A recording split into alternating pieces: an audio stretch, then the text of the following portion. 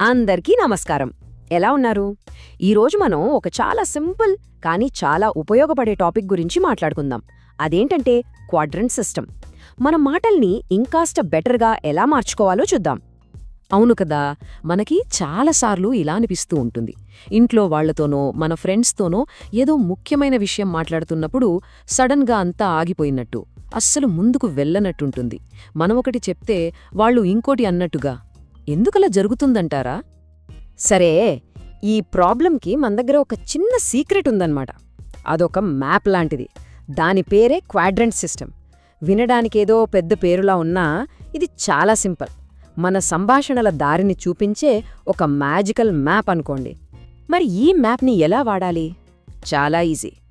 మనల్ని మనం రెండు సింపుల్ ప్రశ్నలు అడుక్కోవాలి.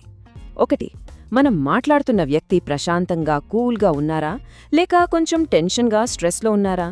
ఇక రెండోది, వాళ్ళు మనతో సహకరిస్తున్నారా లేదా వ్యతిరేకిస్తున్నారా? అంతేనండి, ఈ రెండు ప్రశ్నలే మనకు దారి చూపిస్తాయి. సరే, ఇక మొదటి స్టెప్లోకి వెళ్దాం. ఇది చాలా చాలా ముఖ్యం. ఏంటంటే, మాట్లాడటం మొదలు పెట్టకముందే ఒక్క క్షణం ఆగి అవతలి వ్యక్తిని జస్ట్ గమనించాలి. అంతే, మాట్లాడొద్దు, జస్ట్ చూడాలి. సరే, ఒక చిన్న స్టోరీ చెప్తాను, ఊహించుకోండి. ఇంట్లో ఏదో ఫ్యామిలీ డిస్కషన్ జరుగుతోంది. మీ ఇంట్లో ఒకరు చాలా గట్టిగా మాట్లాడుతున్నారు. వాయిస్ రైజ్ చేశారు. చేతులు కట్టుకుని ముఖం సీరియస్గా పెట్టి కూర్చున్నారు. మన ఇళ్లల్లో ఇలాంటి సీన్స్ అప్పుడప్పుడు చూస్తూనే ఉంటాం కదా. ఇప్పుడు చెప్పండి, మన మ్యాప్ ప్రకారం ఈ వ్యక్తి ఏ క్వాడ్రంట్లో ఉన్నట్టు? చాలా సింపుల్. వాళ్ళు ఒత్తిడిలో అంటే స్ట్రెస్లో ఉన్నారు. అలానే మనల్ని వ్యతిరేకిస్తున్నారు కూడా. చూసారా ఎంత ఈజీగా సిచ్యువేషన్ని అర్థం చేసుకోగలిగాము? అందుకే మనం ఎప్పుడూ గుర్తుపెట్టుకోవాల్సిన ఒక చిన్న మాట: ముందు గమనించు, తర్వాత మాట్లాడు. ఈ ఒక్క చిన్న రూల్ పాటిస్తే చాలు, చాలా అనవసరమైన గొడవలు ఆగిపోతాయి తెలుసా? ఓకే, ఇప్పుడు అసలైన మ్యాజిక్ గురించి మాట్లాడుకుందాం. మనందరి దగ్గర ఒక సూపర్ పవర్ ఉంది. అదేంటో తెలుసా? మన ప్రశాంతత. అవును, మనం కామ్గా ఉండటమే ఒక సూపర్ పవర్. అదెలాగో ఇప్పుడు చూద్దాం రండి. మళ్ళీ ఒకసారి ఊహించుకోండి, ఎదుటి వ్యక్తి చాలా కోపంగా ఉన్నారు, స్ట్రెస్లో ఉన్నారు, మనల్ని వ్యతిరేకిస్తున్నారు. కానీ వాళ్ళు ఎంత కోపంగా ఉన్నా మనం మాత్రం చాలా ప్రశాంతంగా వింటున్నాం, నెమ్మదిగా మాట్లాడుతున్నాం. అప్పుడేమవుతుంది? చూడండి మన ప్రశాంతత ఎలా పనిచేస్తుందో. మొదట వాళ్ళు ఒత్తిడి ప్లస్ వ్యతిరేకత క్వాడ్రంట్లో ఉన్నారు. కానీ మనం ప్రశాంతంగా స్పందించగానే వాళ్ళు ఒత్తిడి ప్లస్ సహకారం అనే క్వాడ్రంట్లోకి మారతారు.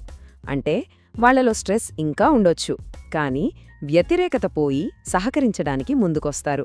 ఇది చాలా పెద్ద మార్పు కదా, ఒక్కసారిగా కాకపోయినా ఒక స్టెప్పు ముందుకు వెళ్ళినట్టు.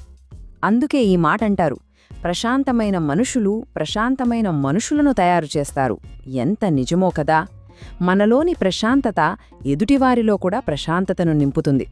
సరే, ఇప్పుడు ఇంకో చాలా ముఖ్యమైన రూల్, ఒక గోల్డెన్ రూల్ గురించి మాట్లాడుకుందాం. అదేంటంటే, ఎదుటివాళ్లు కామయ్యేంత వరకు ఆగాలి. వాళ్ళు స్ట్రెస్లో ఉన్నప్పుడు ఏదో చెప్పి ఒప్పించేద్దామని అస్సలు అనుకోకూడదు. ఎందుకంటారా? ఎవరైనా స్ట్రెస్లో కోపంలో ఉన్నప్పుడు వాళ్ళ మైండ్ ఒక మూసేసిన డోర్ లాంటిది, లేదా ట్రాఫిక్ జామ్లో ఇరుక్కున్న రోడ్డు లాంటిది. మనం ఎంత లాజికల్గా చెప్పినా, ఎంత మంచి మాటలు చెప్పినా ఏవీ లోపలికి వెళ్ళవు. వాళ్ల చెవులు మూసుకుపోయి ఉంటాయి. కాబట్టి ఈ యొక్క విషయం గుర్తుపెట్టుకోండి, ప్రశాంతత లేకుండా ఒప్పించలేరు. ముందు వాళ్లు కామవ్వాలి, ఆ తర్వాతే మనం కన్విన్స్ చెయ్యాలి. సరే, ఇన్ని క్వాడ్రంట్స్ గురించి మాట్లాడుకున్నాం కదా, మరి మన గోలేంటి? మన సంభాషణల్ని ఎక్కడికి తీసుకెళ్లాలి? అదే ప్రశాంతత మరియు సహకారం ఉండే ప్రదేశానికి. మన మాటలన్నీ ఉండాల్సిన బెస్ట్ ప్లేస్ అదే.